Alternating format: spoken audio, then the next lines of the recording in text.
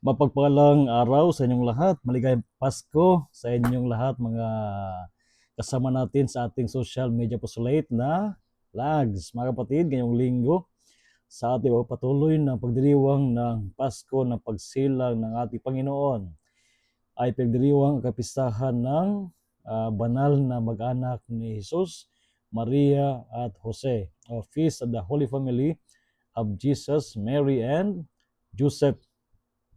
Kaya dalangin ko na ang lahat ng mga mag-anak o pamilya ay nasa mabuting kalagayan sa araw na ito at naway sa tulong ng panalangin ng ating mahal na ina, si Maria at ni Jose, naway anuman ang inyong mga pinagdaanan sa buhay bilang isang mag-anak ay malampasan ninyo.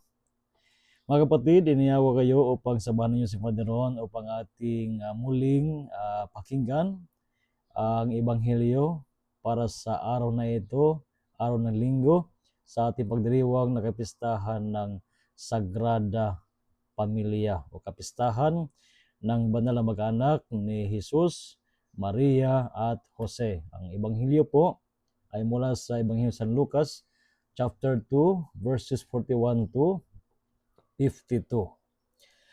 Taon-taong tuwing pista ng Paskwa, ang mga magulang ni Jesus ay pumupunta ng Jerusalem.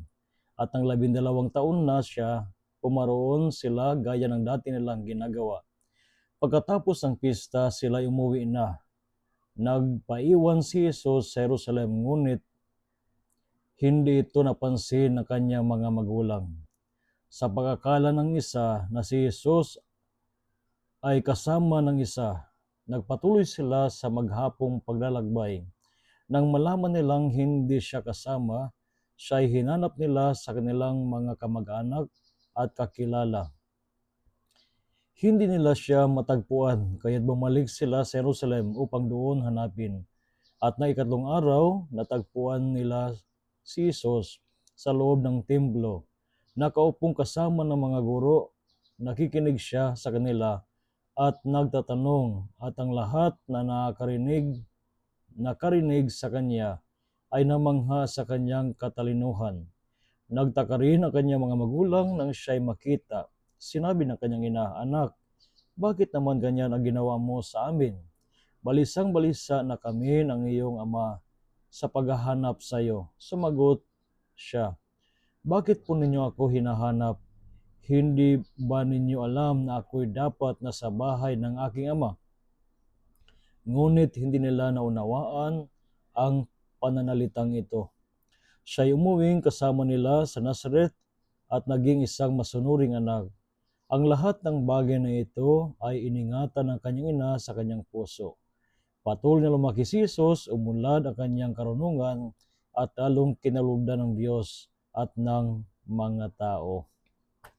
So muli, maligayang Pasko sa inyong lahat.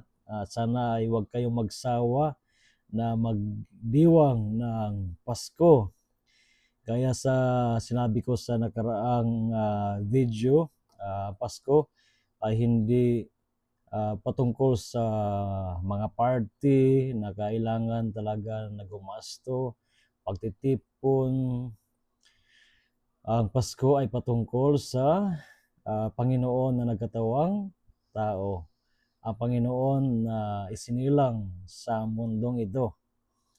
Siya po ang dahilan ng Pasko. Kaya narapat lamang na ang ating kagalakan ay nanatili sa bawat isa sa atin, sapagkat sino ba ang hindi nagagalak kung ang Panginoon ay sama sa Kanya, kung ang Panginoon ay kasama natin sa ating paglalakbay sa buhay sa hirap at ginhawa.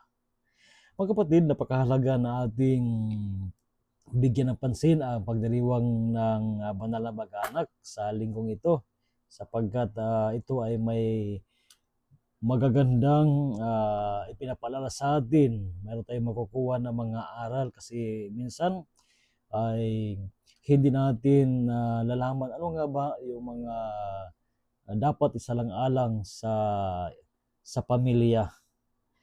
Sapagkat alam naman natin na ang pamilya ay laging nasusubukan laging dumadaan ng mga pagsubok sa buhay.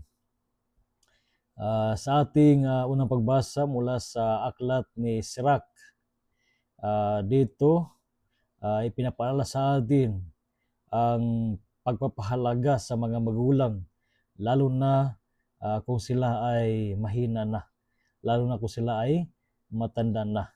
Sa pamagitan ng paglilingkod, pag-aaruga sa mga magulang, ang Panginoon na siyang nagkaloob sa atin ng mga magulang ay hindi kailanman ay makakalimot na gantihan ang ating mga mabubuting gawa. Sabi pa nga rito sa unang pagbasa, ang paglingap mo sa iyong ama ay di makakalimutan ng Panginoon. Iyan ay magiging kabayaran sa iyong mga kasalanan. So imagine,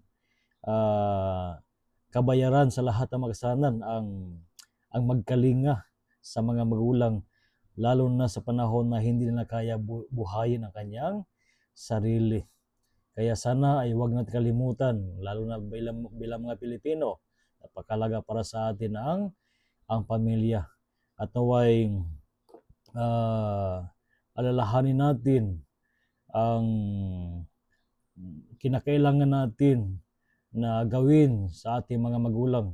Pero sa totoo talaga, kung mahal talaga mga magulang natin, hindi natin iiwan sila, lalo sa panahon na mas kinakailangan tayo nila, sapagkat sila ay mahina na nga at saka matanda na.